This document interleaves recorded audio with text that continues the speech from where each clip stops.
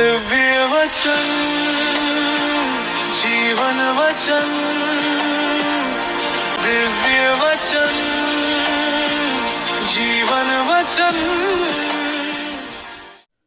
पहला पाठ राजाओं का दूसरा ग्रंथ अध्याय 4 पद संख्या 8 से 11 और 14 से 16। एलीशा किसी दिन सुनेम होकर जा रहा था। वहां की एक धनी महिला ने उससे अनुरोध किया कि वह उसके यहाँ भोजन करे। इसके बाद जब जब उसे वहां से होकर जाना था तो वह उसके यहाँ भोजन करता था। उसने अपने पति से कहा, मुझे विश्वास है कि जो हमारे यहाँ भोजन करने आया करते हैं वह एक ईश्वर भक्त संत है। हम छत पर एक छोटा सा कमरा बनवाए। हम उसमें पलंग, मेज, कुर्सी और दीपक रख दे। जब वह हमारे यहाँ आएंगे तो उसमें विश्राम करेंगे। एलीशा किसी दिन आया और छत पर चढ़कर वहां सो गया। एलीशा ने कहा, मैं उस महिला के लिए क्या कर सकता हूं? उसके सेवक गेहजी ने उत्तर दिया, उसके कोई पुत्र नहीं है और उसका पति बूढ़ा है। एलीशा ने कहा, उसे बुलाओ। उसने उसे बुलाया और वह द्वार पर खड़ी हो गई। तब एलीशा ने कहा, अगले वर्ष इसी समय तुम्हारी गोद में पुत्र होगा। उसने उत्तर दिया, नहीं ईश्वर भक्त, अपनी दासी को झूठा आश्वासन नहीं दीजिए। प्रभु की वाणी। ईश्वर को धन्यवाद।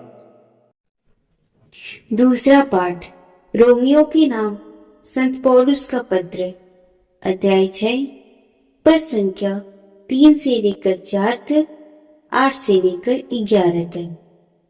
क्या आप लोग यह नहीं जानते कि ईसा मसीह का जो बपतिस्मा हम सबों को मिला है वह उनकी मृत्यु का बपतिस्मा है? हम उनकी मृत्यु का बपतिस्मा ग्रहण कर उनके साथ इसलिए दफनाए गए हैं कि जिस तरह मसीह पिता के सामर्थ्य से मृतकों में से जी उठे हैं, उसी तरह हम भी एक नया जीवन जिए। हमें विश्वास है कि यदि हम मसीह के साथ मर गए हैं तो हम उन्हीं के जीवन के भी भागी होंगे, क्योंकि हम जानते हैं कि मसीह मृतकों में से जी उठने के बाद फिर कभी नहीं मरेंगे। अब मृत्यु का उन पर कोई वश नहीं। वह पाप का हिसाब चुकाने के लिए एक बार मर गए और अब वह ईश्वर के लिए ही जीते हैं। आप लोग भी अपने को ऐसा ही समझे, पाप के लिए मरा हुआ और ईसा मसीह में ईश्वर के लिए जीवित। यह प्रभु की वाणी है। ईश्वर को धन्यवाद। संतमती के अनुसार पवित्र सुसमाचार अध्याय 10 पद संख्या 37 से 42। जो अपने पिता या अपनी माता को मुझसे अधिक प्यार करता है वह मेरे योग्य नहीं। जो अपने पुत्र या अपनी पुत्री को मुझसे अधिक प्यार करता है वह मेरे योग्य नहीं। जो अपना क्रूस उठाकर मेरा अनुसरण नहीं करता वह मेरे योग्य नहीं। जिसने अपना जीवन सुरक्षित रखा है वह उसे खो देगा, और जिसने मेरे कारण अपना जीवन खो दिया है वह उसे सुरक्षित रख सकेगा। जो तुम्हारा स्वागत करता है वह मेरा स्वागत करता है, और जो मेरा स्वागत करता है वह उसका स्वागत करता है जिसने मुझे भेजा है। जो नबी का इसलिए स्वागत करता है कि वह नबी है, वह नबी का पुरस्कार पाएगा। और जो धर्मी का इसलिए स्वागत करता है कि वह धर्मी है, वह धर्मी का पुरस्कार पाएगा। जो इन छोटों में से किसी को एक प्याला ठंडा पानी भी इसलिए पिलाएगा कि वह मेरा शिष्य है, तो मैं तुम्हें विश्वास दिलाता हूं कि वह अपने पुरस्कार से वंचित नहीं रहेगा। प्रभु का सुसमाचार। हे ख्रिस्त, तेरी स्तुति हो। सबको जय यीशु ख्रिस्त में प्यारे भाई और बहनों, आज के तीनों पाठ हमें मसीही जीवन के सबसे गहरे रहस्य की ओर ले जाते हैं। यदि हम सामान्य तौर पर देखें तो पहला पाठ एक महिला के सेवा सत्कार के बारे में है, दूसरा पाठ बपतिस्मा के बारे में है और सुसमाचार क्रूस उठाने और त्याग करने के बारे में है। लेकिन जब हम ईश्वर के वचन की गहराई से मनन चिंतन करते हैं तो हमें समझ में आता है कि ये तीनों पाठ एक ही धागे से बंधे हैं। यह धागा है ईश्वर के लिए अपना सब कुछ दांव पर लगा देना और बदले में उससे नया जीवन पाना। प्यारे भाई और बहनों, इस रहस्य को समझने के लिए आइए हम सबसे पहले राजाओं के दूसरे ग्रंथ में सुनेम नगर की उस महिला की कहानी को देखें। वह एक धनी महिला थी, लेकिन उसके जीवन में एक बहुत बड़ी गरीबी थी और वह गरीबी थी संतान की गरीबी, और साथ ही साथ उसका पति बूढ़ा हो चुका था। प्राचीन इस्राएली समाज में बांझ होना एक अभिशाप और भविष्य की असुरक्षा का प्रतीक माना जाता था।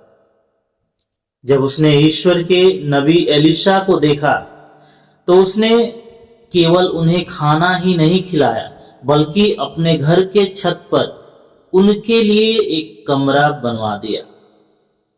प्यारे भाई और बहनों, बाइबल में एक नबी का स्वागत करना यानी साक्षात ईश्वर का स्वागत करना था। उसने एलिशा की सुख सुविधा के लिए अपना धन और समय लगाया, यानी उसने त्याग किया, और इस त्याग का परिणाम क्या हुआ? उसे एक बेटा होता है, जैसा कि एलिशा ने उससे कहा, अगले वर्ष इस समय तेरी गोद में एक बेटा होगा। प्यारे भाई और बहनों, यहाँ यह समझना जरूरी है कि जब हम ईश्वर के लोगों या ईश्वर के काम के लिए अपने दिल और घर के दरवाजे खोलते हैं तो ईश्वर हमारे जीवन के खालीपन को आशीषों से भर देते हैं। जैसा कि हम उत्पत्ति ग्रंथ अध्याय 18 में देखते हैं कि जब अब्राहम ने 3 अजनबियों का आदर सत्कार किया था, तब उन्हें बुढ़ापे में इसहाक के जन्म का वरदान मिला था। प्यारे भाई और बहनों, पहले पाठ की यही सेवा सत्कार की भावना हमें आज के सुसमाचार से जोड़ती है, जहां सुनेमी महिला ने नबी का स्वागत किया। वही प्रभु यीशु आज हमसे कहते हैं, जो तुम्हारा स्वागत करता है वह मेरा स्वागत करता है। लेकिन इसके साथ ही साथ प्रभु यीशु एक बहुत ही कठिन और गहरी शर्त हमारे सामने रखते हैं। वे कहते हैं, जो मुझसे बढ़कर अपने माता पिता, बेटा बेटी, अपने दोस्तों को प्यार करता है वह मेरे योग्य नहीं है। क्या प्रभु यीशु यहाँ हमें अपने परिवार से नफरत करना सिखा रहे हैं? बिल्कुल नहीं। जैसा कि 10 आज्ञाओं में ईश्वर ने खुद कहा है, अपने माता पिता का आदर करना। यहाँ प्रभु यीशु जिस गहरे अर्थ को समझा रहे हैं वह है प्राथमिकता। हमारे जीवन में सबसे पहला स्थान किसका है? परिवार का, धन दौलत का या ईश्वर का? प्रभु यीशु कहते हैं कि जो अपना क्रूस उठाकर मेरे पीछे नहीं चलता वह मेरे योग्य नहीं है। क्रूस उठाने का मतलब है अपनी मर्जी, अपने अहंकार और अपनी सुख सुविधाओं को ईश्वर की इच्छा के लिए कुर्बान कर देना। यीशु साफ कहते हैं, जो अपना जीवन सुरक्षित रखता है वह उसे खो देगा, और जो मेरे कारण अपना जीवन खोता है वह उसे पा लेगा। प्यारे भाई और बहनों, आइए हम रोजमर्रा के जीवन के एक सीधे से उदाहरण से इसे समझने की कोशिश करें। एक किसान जब अपने सबसे अच्छे अनाज के दानों को जमीन में बोता है तो देखने वाले को लगता है कि वह अनाज बर्बाद कर रहा है, लेकिन वास्तव में वह उन दानों को इसलिए मिट्टी में डालता है ताकि आने वाले समय में उसे 100 गुना बढ़कर फसल मिले।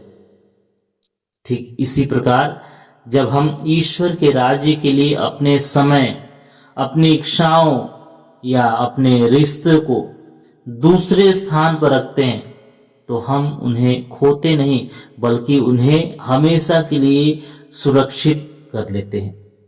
प्यारे भाई और बहनों, अब सवाल यह उठता है कि हमारे भीतर यह क्रूस उठाने और सब कुछ त्यागने की शक्ति कहां से मिलती है? इसका उत्तर संत पौलुस आज के दूसरे पाठ में देते हुए कहते हैं कि जब हमारा बपतिस्मा हुआ तो हम प्रभु यीशु की मृत्यु में शामिल हो गए।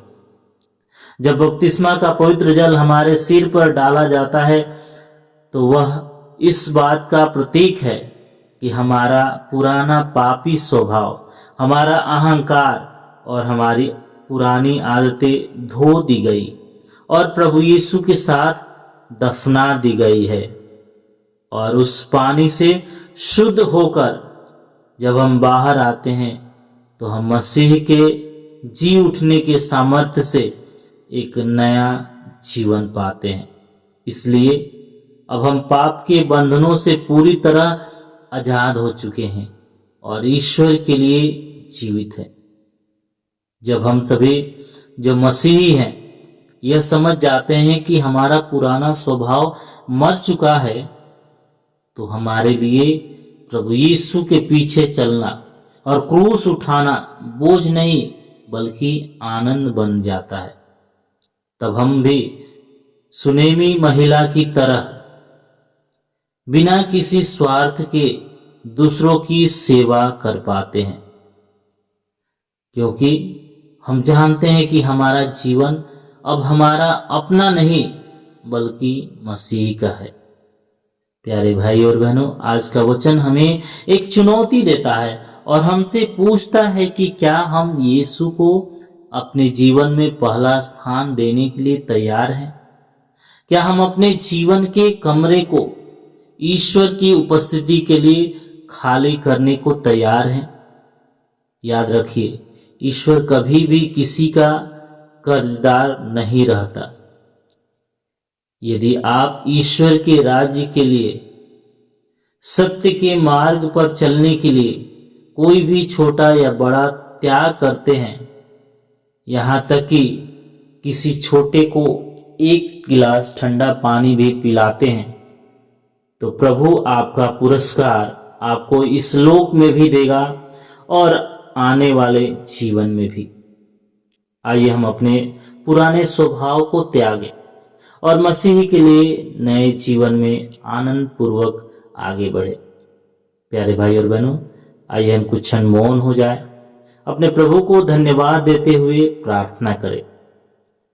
हे सर्वशक्तिमान और प्रेमी पिता ईश्वर, हम आपको धन्यवाद देते हैं कि आपने अपने जीवंत वचन द्वारा आज हमसे बात की है। प्रभु, हम सुनेमी महिला के सत्कार और सुसमाचार के उस कोमल विश्वास के लिए आपको धन्यवाद देते हैं। आज के इस वचन को सुनने वाले हर एक भाई बहन को अपने पवित्र आत्मा से भर दीजिए। हे प्यारे प्रभु यीशु, हमें वह शक्ति और साहस दीजिए कि हम अपने दैनिक जीवन में अपने क्रूस को आनंद के साथ उठा सके। हमारे दिलों से स्वार्थ, अहंकार और संसार के मोह को दूर कीजिए ताकि हम आपको अपने जीवन में सबसे पहला और सर्वोच्च स्थान दे सके। साथ ही साथ हम उनके लिए भी प्रार्थना करते हैं जो भाई बहन आज किसी भी प्रकार की कमी, बीमारी या आत्मिक सूखे से गुजर रहे हैं, उनके जीवन के खालीपन को अपने स्वर्गीय आशीषों से भर दीजिए। यह हम प्रार्थना करते हैं हमारे प्रभु क्रिस्त के द्वारा। आमीन।